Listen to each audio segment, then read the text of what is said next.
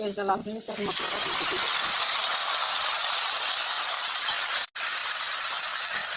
এখন মশলার মধ্যে দিয়ে দেবো,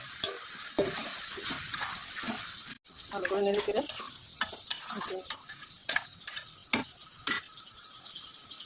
স্বাদ মতো নুন দিয়ে দিলাম।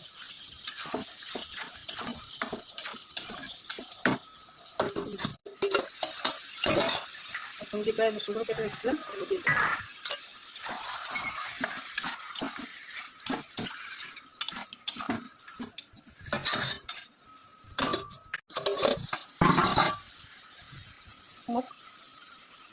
সয়া সস দিয়ে দিলাম, খেতে ভালো লাগে, মাংসের টেস্টটা বাড়িয়ে দেয়। আলুগুলো ভেজে নিয়েছি, মাংস আলুটা এর মধ্যে ঢেলে দিলাম, দিয়ে ভালো করে কষিয়ে নেব।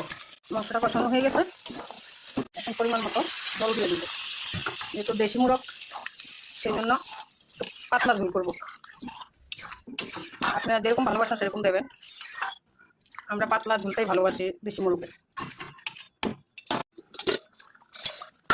মাংসটা পেয়ে গেছে, এখন গরম মশলাটা দিয়ে নামিয়ে